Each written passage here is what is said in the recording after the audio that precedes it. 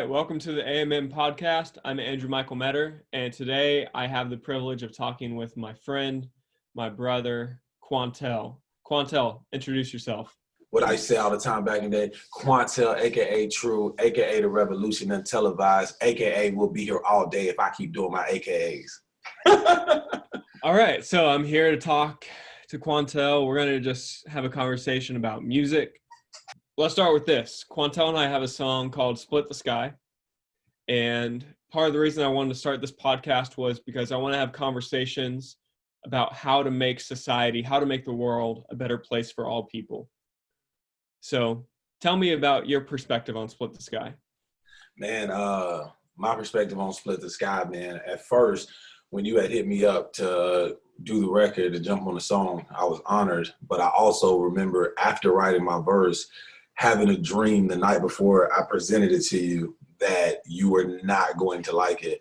Because if you can see or hear this podcast, Andrew is very light-skinned.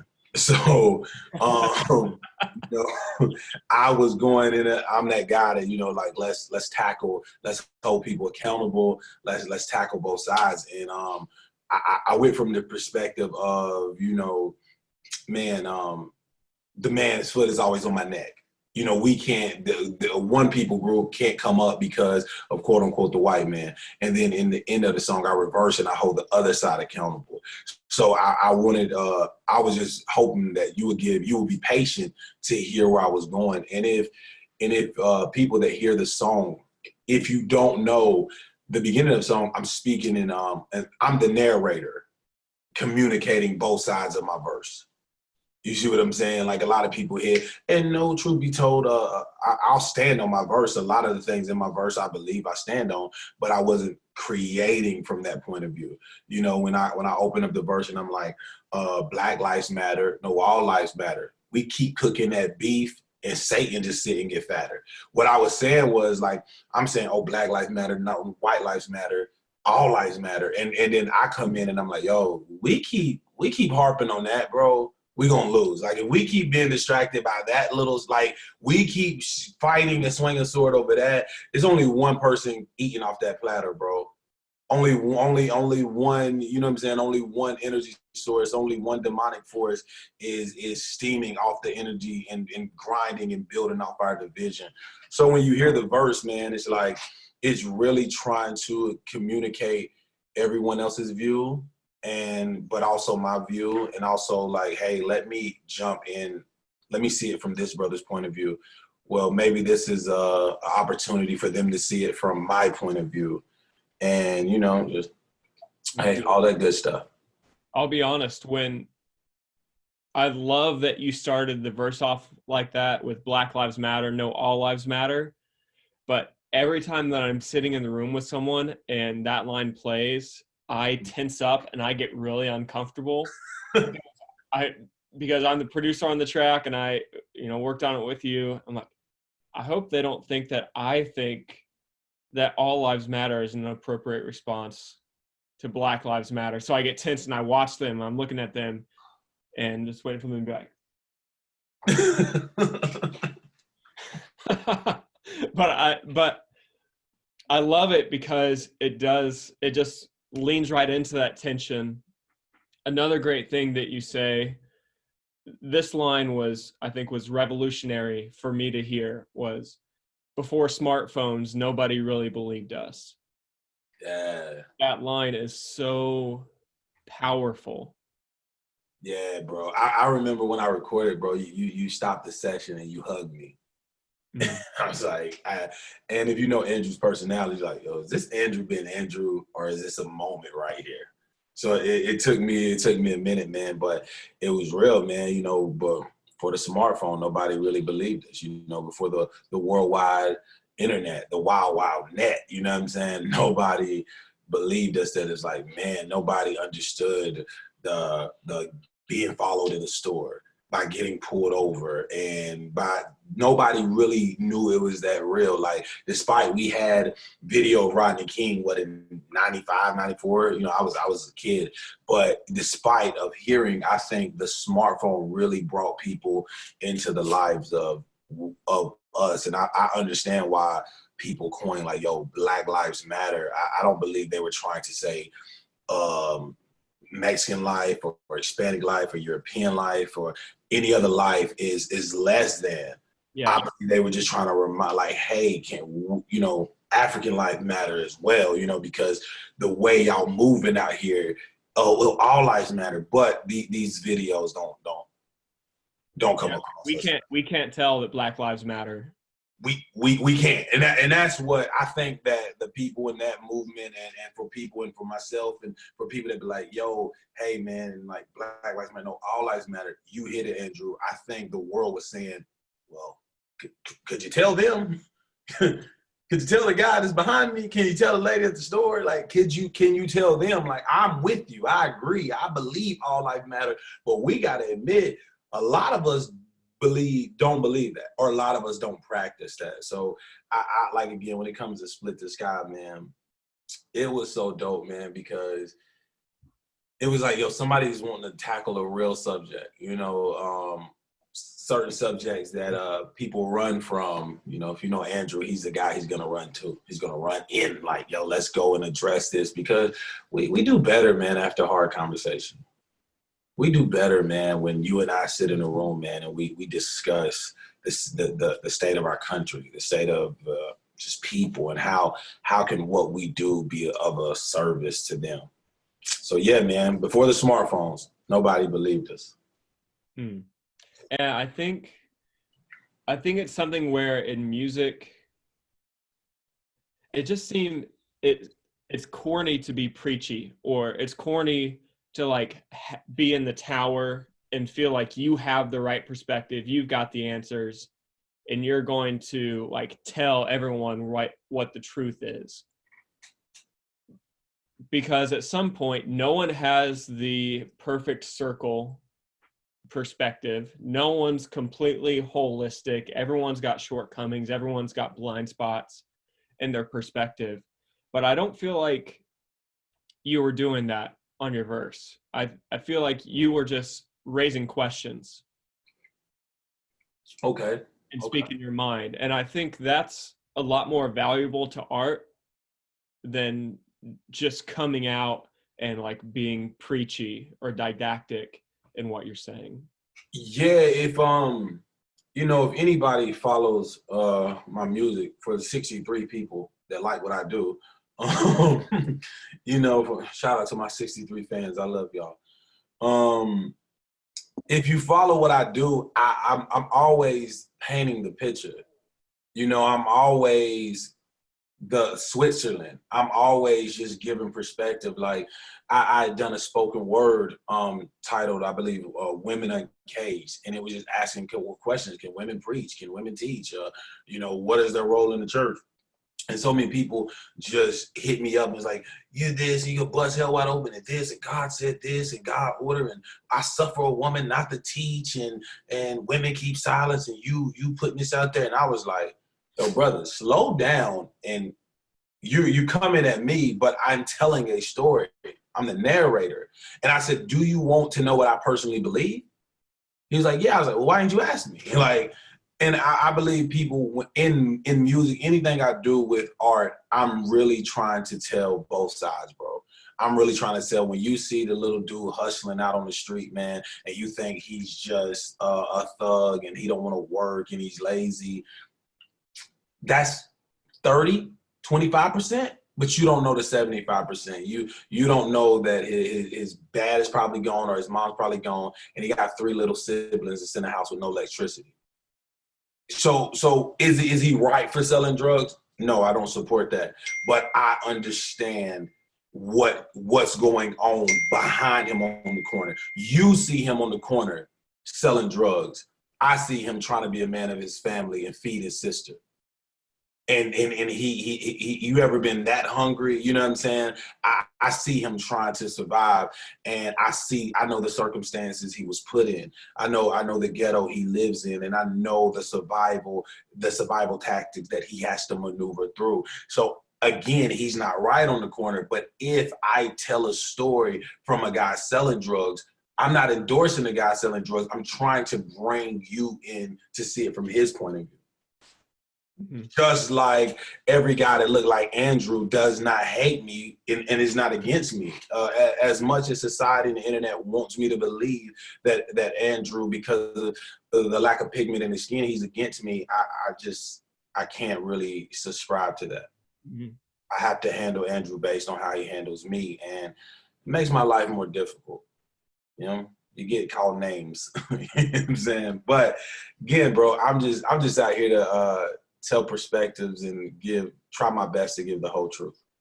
Yeah, man, I think about this so much, and in certain conversations, I open up more to people, and I feel like this is worth stating on the podcast. Just that I feel a weight of responsibility for racial reconciliation Yeah, and racial unity, and I don't know necessarily what to go about doing that. Like, these problems are so large, they're systemic, they're predicated upon multiple factors that are far reaching and way beyond my grasp. But I feel like at least being able to talk about them, having meaningful, deep friendships with people that don't look like me, with people who are ideologically different. Yeah, like, can you handle that situation on your end? yeah. I'm sorry, bro. Got it. Sorry. Yeah, it's just silence. The phone. I'm over here spilling my guts, and you're just like on Twitter. Yeah, definitely not Twitter, but I apologize. No, it's all good. Uh, I I just think there's so much nuance to conversations about race, because I've been in situations where some people want to use the term black, some people want to use the term African American, and it's almost like you can't please everyone, but everyone's tensed up because they're worried about saying the wrong thing. Yeah. And I'm just trying to live in unity with people. And like I said, like, I want this to lead the conversations that make society better, make the world a better place for all people, not Yeah. just Caucasian people, not just Latino people, all people living in harmony and getting along, recognizing and respecting one another. Yeah, man, I feel you, because you and I have had that conversation when I'm like, hey, I'm African, or I'm African American, or that brother is a Caucasian American, and I believe, like you said, somebody like, well, this person refers to being black. This person wants to be referred to as a color. This person wants to be a African American. I know our good brother DJ is like, yo, I'm American. Some people subscribe to that, and I believe when you're dealing with the African American race, the African American culture and community, is like, bro, we were told what we were for so many years. I will determine what I'll be referred to. And I think that's what it, like, for once I was 3/5 a human. I was black, I was colored, I was the N-word, I was this. You've been telling me how to think, how to live. You've been telling me what I am, how to subscribe. And it's like, nah, like I'm not that, I'm that. And I think a lot of us, that's really me. Like, I will be determined what I'm identified as from this point on, because history tells me I didn't have a say so. So, and I know that I have, you're my man, 50 grand, and we have these conversations where a lot of people have came to me like, Quantel, is saying your Quantel is a black guy, is that okay? Or is African American? And I get it, and I'm like, because you're like, you don't want to offend me, right? And I'm like, man, do you see not only how and for the people that the descendants of Europeans, the Caucasian Americans that have your heart of reconciliation, man, I watch how the sickness and the sinful hatred and the yuckiness of slavery is now coming, have them in a form of bondage. Because they feel like, I have to take, you got to suffer all your forefathers, and you got to carry guilt and carry blame for you. Like, fam, I'm only 23. You know what I'm saying? I wasn't there. My parents didn't raise me like that. I don't believe that. That's hatred. That's sinful. God had nothing to do with that. And it's like, you have to carry that. And now you like, I want to help, but I don't even know how do I refer to you? Where do I start? Mm-hmm. And then, so I always look at, again, I'm a guy to try to look at the other side. It's like, man, for the people that's not of African descent, that hate racism, that is not prejudiced, that want to live in unity, man, those videos, man, of someone killing or murdering an unarmed African American man, it don't help either side. It fuels this side to say, look, man, they hate us. They're always trying to kill us. They're against us. And then it shortens your reach for trying to build a bridge because you look like them. They classify me because I look like him. I'm classifying you because you look like them. So that's why we all have to be together to kill racism, because it doesn't help. It doesn't help when I come and like, bro, let's change our perspective. Everyone's not against us. And I'm trying to tell that to the homies and they pull up 18 videos. I run out of energy. Like, dang. Mm. And then you like, bro, I call my man Quantel African-American. I call my other homie African-American. He got offended, said he was black. He like, oh, bro, I'm just gonna call you human. You see what I'm saying? It can get, we run out of energy. And I think that's what you were saying. Like, where do I start? Like, bro, my whole focus and heart is like, how do I build a bridge of racial unity? Yeah. Racial reconciliation. And it's just like, man, you grow weary, bro.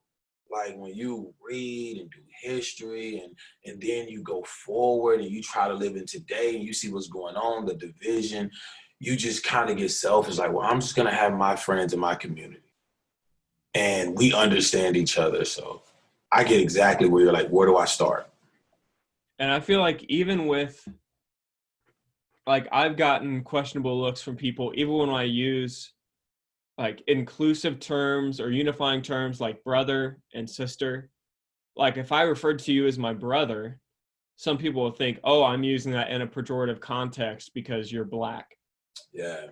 Or like saying like sister, and if that person happens to have dark skin, now all of a sudden I'm promoting stereotypes, but I'm trying to use it in the sense of like, no, like we're all connected. Like we're all the same species.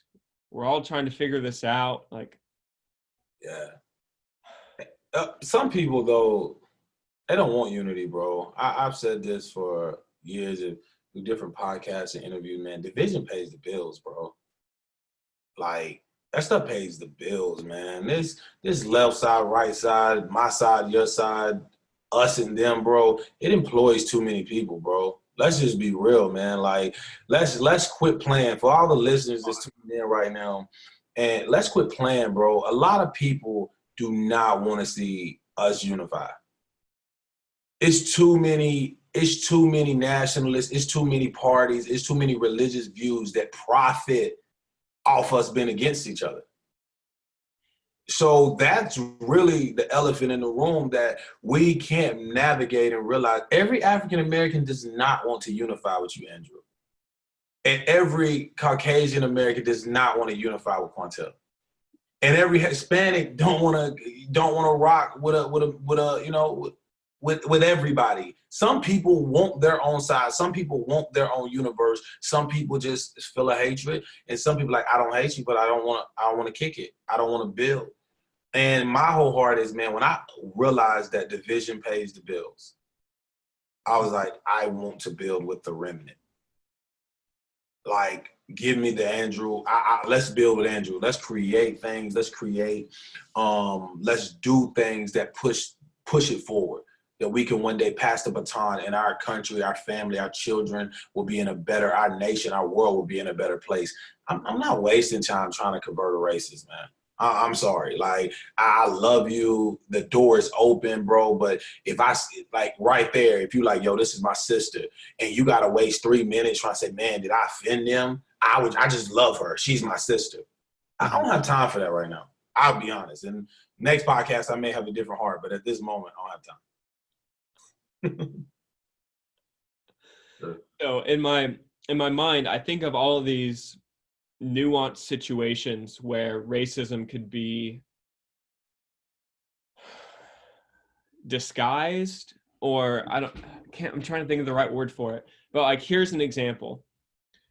I'm a very paranoid person. Yeah. So like to the point where if I'm in a big like open place, I won't just walk in straight lines. I'll actually walk in sort of like a shifting, waving pattern back and forth, just so that if someone's trying to like snipe me from a roof, it's making their life harder. Like Or, in the back of my mind, that's a legitimate, real thought that I have. And so I like that's something I think about even when like I worked as a chemist in a bottled water company and it was 400,000 square feet of warehouse.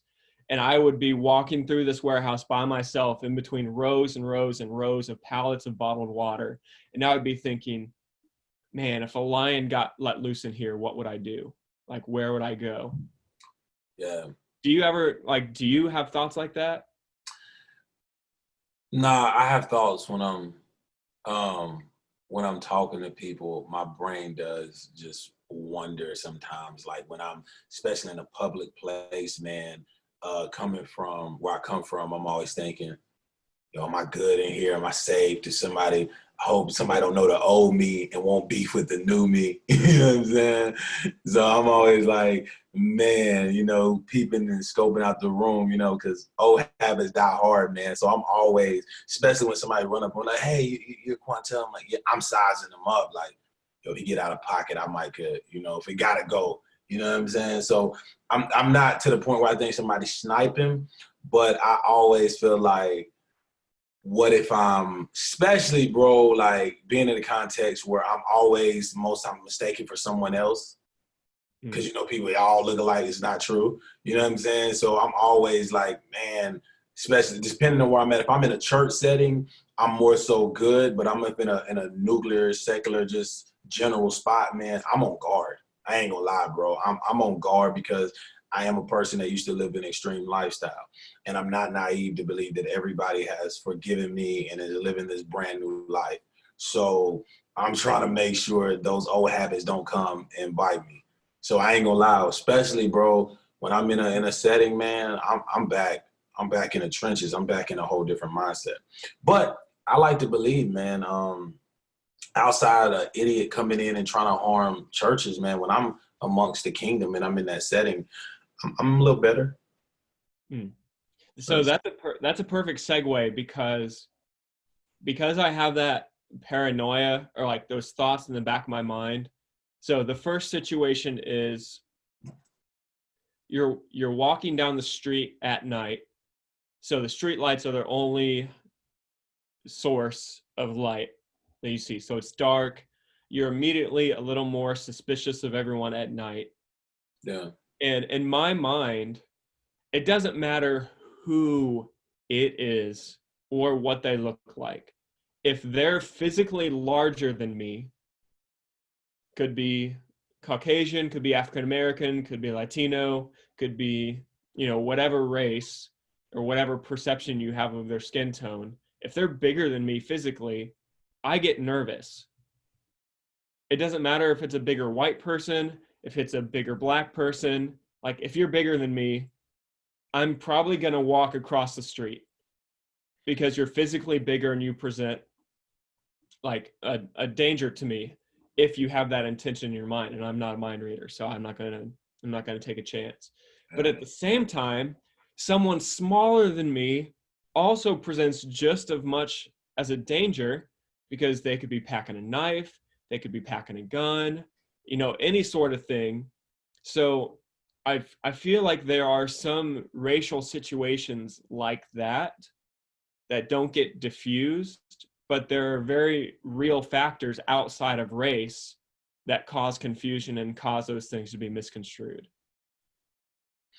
Oh, okay. So you saying like basically if you're walking down just a dark road and you're just out for a midnight stroll and a bigger Caucasian guy's walking in your direction, you're going to just you're going to cross the street and get another path. And you're like, that's normal. But are you saying like if it's an African American guy, you do that, it's like, yo, bro, you're racist. You're like, no, bro, I would have did that with anybody. Right. Yeah. I think like because of the details of the situation, like if that person was African American, that person was black, and I went across the street, it could be construed as, oh, this guy sees me and he thinks blah, blah, blah. Yeah, and it takes a person one or two things. When I'm walking down the street and somebody, a person of European descent, a Caucasian American, uh, she clutches her purse or they cross the street. One is 50% of that was racist. 50% of that was stereotypical, and I have to I have to look and say, well, I blame media because I try my best to understand. For one, some people I don't give this break to, like, nah, you're just a bigot, bro, and you're racist and prejudiced and you're everything. And I'm saying words in my head that I probably need to repent for later. You see what I'm saying? But then again, because I want to build this bridge, I want to see from this perspective. I'm like, yo, that's the effects of media right there. And people are like, what do you mean media? It's like, bro, if this lady is up and she watches a movie at 1 o'clock on a network and everybody that looks like me is a drug dealer named Uzi, then her only perspective of people that look like me is a drug dealer, is a robber, a purse snatcher, a chain snatcher. So if you constantly keep casting me, when you cast me for a movie, I'm always that character. It is hard for somebody to separate that from real life. So that's why, bro, I be big on, like, nah, I'm not watching that, bro. Like, I'm not doing that because I understand that for some people that is reality, but media has helped that. And so I don't spend all my time trying to say why they cross the street. I spend all my time like, man, how do we have a dialogue about crossing the street? How do we have a conversation? And then I take responsibility because I'm a guy that's covered in ink. I'm a guy that has face tats. You know, at one point in time, I wanted people to cross the street when I walked through. Like, yeah, son, that was me. That's who I was. So, I believe the late 67, be not deceived. So a man sowed is what he reaps. I can't now be offended when somebody crossed the street. Because at one point in time, that was your wave. Like, that was your uniform when you came out, no shirt, tattoos, pants sagging, this and that, being ruthless. And now that I'm a husband, I'm a father, I'm different, I've grown up. Yes, I was 17 then. They don't know that. So we have to work hard changing media, changing the stereotypes, and having dialogue and understanding that no matter how many conversations we have, no matter how many times you pray, no matter how bad you want it to be unity, that person is going to cross the street for all the wrong reasons. Not because of their anxiety or their PTSD, but because they think all Hispanics are thugs. They think all African Americans are going to rob them and harm them. And that's what most of media, not all, that's what the majority of media has told them. Mm-hmm. No. So from your perspective, in your opinion, looking at those stereotypes, is it helpful or harmful to live by those? Because a lot of it is just basic, like, survival instincts. I want to keep my stuff. I want to stay alive. So if I keep this information in my mind and I view the world through these things, it can be beneficial for me. It can save me a lot of trouble. So from that perspective, is it worth it? Man, that was a good one. That was a good question, how you set that up, bro, because it's like, man, the whole goal for me, man, I'm trying to get home at night. I'm trying to tuck my kids in. I'm trying to wake them up in the morning. And when I look at their face and I'm loving on them and I want to be here to watch them graduate, my daughters be married, my sons be married, I want to be a grandfather. When I look at that, bro, I don't really care about your feelings. I don't care how I offended you. I'm trying to get home, cuz. like, can we just be real? Just stop the podcast, be super real. Like, I don't care about none of that stuff. I was talking about, let's dialogue and build. Like, nah, bro, I'm going home. You know what I mean? Like, real talk. Like, so, man, when it comes to survival, man, and that's the problem, though, Andrew. I believe everybody's trying to survive. And everybody has the mentality I just described a second ago. Like, man, I'm trying to go home. I'm Mm-hmm. trying to go home, bro. Like I'm trying to grow old. You know, I don't want to be a hashtag out here. I don't want to. I can't jump in the front line for everything. So, man, I don't know, man, because a lot of my let me be honest. A lot of my observation back then, I say stereotypes. Now in the kingdom, I say discernment kept me alive. You know, same thing. We just change it up. It's discernment now. You know, so yo, man, like when I can't help, I can't say me classifying and stereotyping and looking at people, man, it's wrong, bro. But a lot of people are looking at it as a survival method. And I don't know how to justify or say it's wrong. Like I believe we should not handle Hispanics, a whole group of people, off the experience of one. Right or wrong, that's wrong. But man, I think, man, when I think about that, bro, I'm just trying to go home, man. I got pulled over a couple weeks ago, man, and the guy pulled me over. He was in front of me. He was standing outside the road, and he pointed his finger and just like told me to pull over. And I was like, man, can you even pull me over like this? Like, bro, you ain't blue like me. You're in front of me. Like, I should make a citizen's arrest right now. Like, and you know, my daughter was in the back seat, and man, I didn't really have no words, man. But how you doing, sir? Headed to my office. You were going this and that and that, and then, okay, cool. You can show up for court, and it's like, why? What are you doing, Quantel? Make sure I get home, bro. I'm not gonna have a trial on the side of the road. I'm sorry, bro, but the way this is set up and the way viral videos go, people that look like me don't get to express themselves on the side of the road and make it home. Mm. I'll wait, bro. Like I have to say, man, even though has the justice system been fair to people that look like me, I'll take my chances of a case not going in my favor than my wife picking out a tombstone, bro. So I stereotyped him. I knew, like, bro, what did you just do, bro? Like you're standing and pointed. This is a traffic stop. You weren't even in your car. The worst way to get pulled over when they just go, and you're like, bro, like you're in front of me, standing by your car, and you do this with your finger. This is a traffic stop. Like I should be able to go. You didn't blue light me. You didn't do nothing. You told me I was speeding. Like, how do you know? mm. And bro, why didn't I go straight lawyer on him? Because I want to tuck my kids in the night. Well, that's not fair. I agree. Well, you got rights. I like to think so. You're an American citizen. Tell them. Don't tell me. But I can't, when I say I can't jump out of every bullet, I'm like, listen, bro, that cop could have been my best friend, could have been a great guy, could have never not had a racist bone in his body, could have been one of the cops that speak against every ounce of police brutality. I ain't rolling that dice.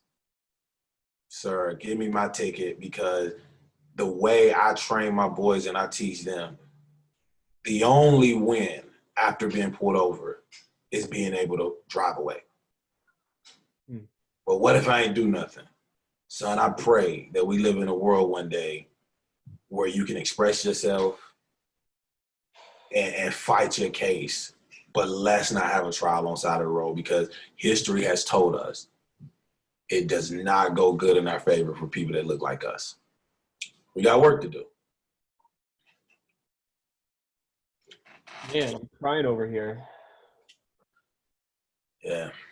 That's too real. That's a powerful truth. If nothing else, I just want to share other people's perspectives, like pass the mic, like we just did, so you can speak your mind. Yeah. Let's go to music. Let's go to something neutral. You know what I mean? Like, not because I want to get off this. I just don't want to stereotype our relationship. And every time we together, we have to talk about solving the world's problems.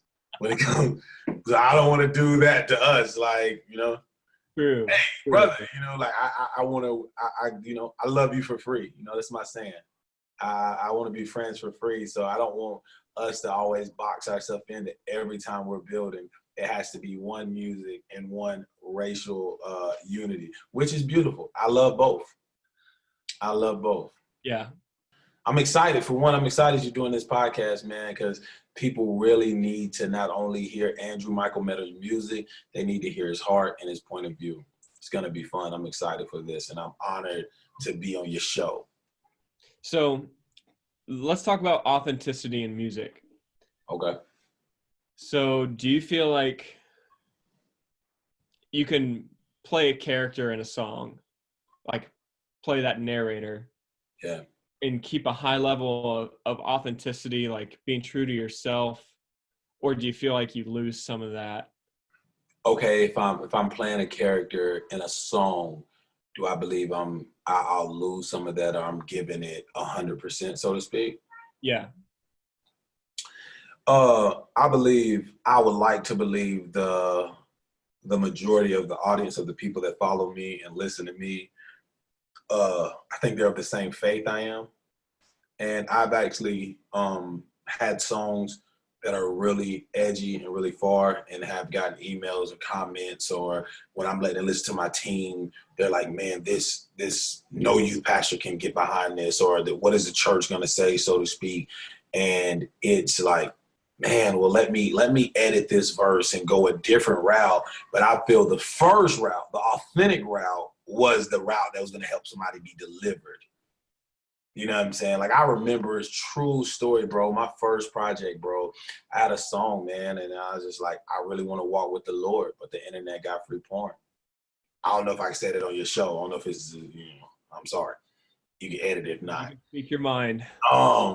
But and it was real, and I was like, that was my heart. That was what me and my dudes were raised. Like, I really wanted to walk with the Lord, but there was this thing called the internet, man, and it did not need, it was just wild. It was this, and I was saying, like, man, I want to be pure, I want to be holy, but somebody help me tackle this monster. And the other 3 million men that are losing everything behind this, and women, that this thing is growing rapid, not only in our lives, but in the church and leadership everywhere. And I had a worship pastor come and say, you can't say that. He told me, he's like, you can't release that. I was like, why? He's like, you just told the kids. You just told people the internet got free porn. Like, what? I just told them. No, that smartphone you got in your pocket told him. Like, what? Like, bro, that song almost didn't make the tape. Bro, I told him. He's like, yeah, no youth pastor, no church, nobody can. And of course, it wasn't a song you play at your youth concert. But it was talking about, the song is titled Delilah. The song was titled Delilah, and it was like, you just told him that, man. And I'll be honest, man, I think I performed that song one time and never did again, because I was like, I want to get invited back, or I don't want the quote unquote church mad at me, because I should have edited that part. It was other parts that was like, you should edit, it was this. And right there was the first step of me walking or being forced into the box of creativity. Mm-hmm. You're going to create for the church. You have to create like this. And I just thought, man, I want to be 100% honest. I want to be authentic, because I was thinking about the guy or the girl that was going to hear this and say, that's my heart as well. I love the Lord, but this addiction is real.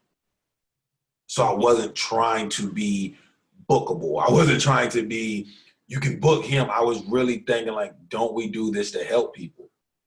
We overcome by the blood of the Lamb and by the word of our testimony. So nah, bro, ever since then, man, it's been, now I'm back. I'm saying what I want to say, and I've been doing that. I kind of like, you can miss me with that. And you're not going to put that on me that I just told the world about the wild internet. Like, the devil is a lie.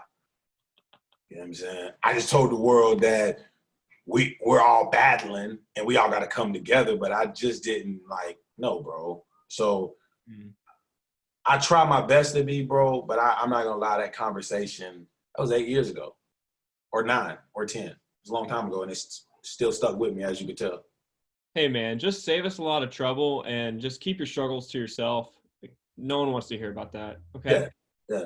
Nobody wants to hear about you in the process. We want to hear about how God delivered you, and we shout and say, won't he do it? Don't tell us about your struggle. Man, that's wild, because I was just listening to a talk from Jordan Peterson. He was talking about false celebrity, and he was referencing the movie Pinocchio, like the Disney animated film, and just talking about how people's behavior changes when they start to receive negative feedback or criticism from the audience. And so then he was saying it can create this state of mind where you're living to please the audience, and you're not living for benefit or positive reinforcement, but you're living just to keep negative reinforcement and to keep the booze from crowding your mental space. And he said that's an incredibly harmful place to be, because the false celebrity comes in when you're being celebrated for being completely inauthentic, not being yourself, and people love you for something that's not really genuine. Yeah. Talk about a box. Yeah. That's And right. what you just shared was a perfect example of that. Wow. And I get the perspective where you're a youth pastor in a church and you don't want people to hear a song about, yeah, I struggle with internet porn. Yeah. But at the same time, we have got to address these things. We've got to talk about the things that are growing mold under the carpet, because if we don't, everyone's just going to keep festering and getting moldier and moldier, and it's going to weigh them down.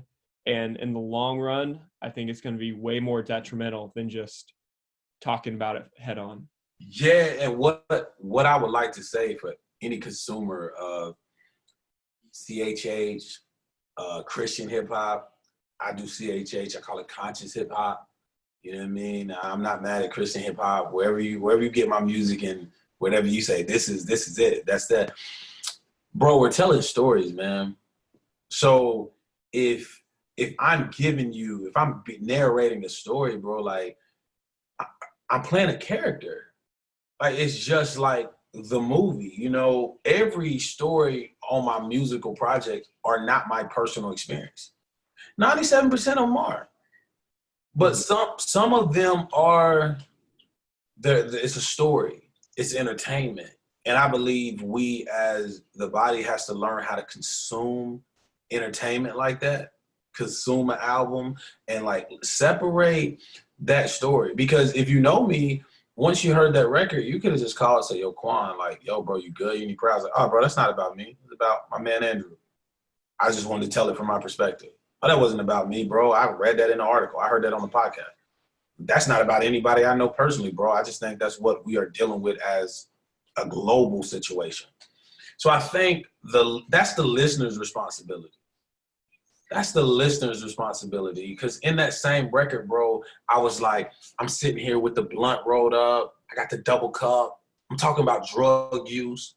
And he didn't say he never said you're telling the kids to use drugs. You're telling the kids to use drugs. You're telling them to do you stayed right there. And I was just like, brother, I'm here for you if you need prayer. If that's struck a nerve, brother, my brother, like I'm here for you. Because you go look to the record. It's on the good music. Shameless plug. And it's Delilah. You was like, yo, he talked about 1,000,003 different things. Talked about paying tithes. And was behind on rent. But it was like, you told him that. I was like, well, what about the dilemma of paying my rent or paying tithes? No, and it was because, man, like you said, and we talked about all the time, like, you don't come out here talking about real issues. Don't come out here talking about stuff we all deal with. Don't put our business in the streets of the internet. He's a good God, and we're all holy and sanctified, and he picked me up and he turned me around and he placed my feet on solid ground. And and we've been good, and I'm holy, and we can keep doing that though, and we'll keep losing not young people, but we'll keep losing people. And see, that's the crazy thing, is that is wildly inauthentic to me Yeah, to do that. But there's this whole culture of, you've got to be trustworthy.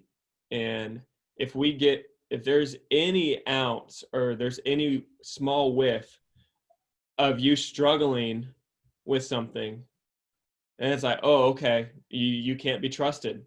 We can't follow you. We can't get anything good from you if we find out that you still have struggles. yeah. It's real, man. It is so real, because I think the system is set up to where, and let's bless everybody that's a part of it. How does, now you help me, Andrew, I want to ask you a question. How does a pastor fall victim to anything of the world and come before his people and confess that, and not be scared that did he lose his livelihood, his leadership, daughters in college? He wants to confess. He wants to repent. He wants to be restored. I've messed up. Mm-hmm. But is his mistake, is the mistake he made, does it disqualify him? Does it rip the anointing? Is the call of God no longer on his life? Here's what I would say to that. I would say that, one, pastors don't need to confess every sin in front of their congregation. I agree. They should have other people that keep them accountable in their personal life. So you're not in a situation where you're just live streaming your repentance to the whole church. So it's so good. I think also people need to realize that, and there's so many church situations, even just from Pentecostal to Kojic to like Seventh-day Adventist, and every situation is different. They have a different context, but in general, I just feel like people should look at their pastor like someone who has a degree in studying the Bible. Every pastor is not a Moses. Every pastor is not this super person with God's seal of approval that can never do any wrong. I think we need to get that view of pastors out of our mind. But in the American church, or at least the Western church, I think we have a celebrity problem. And I think we have a false celebrity problem. And I see it every time some pastor steps down or is accused of covering up a sexual misconduct investigation, or, doing one of these things. It's so ugly because we never want people to know that we struggle. Oh, if my pastor struggles, how can I follow him? Yeah. But like pastors, And you've been following him for 15 years. I promise you, he's been struggling 14 of those. So how can I follow him? Same way he did 15 years. What are you talking about? So it is, man. That's a rabbit trail, bro. We'll be here today. oh, you don't want to go deeper into that? Hey, man, it's your show. I'm following you. I'm following you, my brother. Can I call you my brother? Yeah, you can, because I'm Caucasian. I just can't. I can't reciprocate it like I want to, because. Yeah, man. Hey. Hey. No, you are my brother. There's unity here. Yeah. We're family. I believe it, brother. I'm with it. You're definitely my brother. We just don't want to offend the listeners. Just want to protect the audience. I care about them, man. Go stream my whole discography, guys. I love y'all. Well, yeah, I think this is a good time to call it.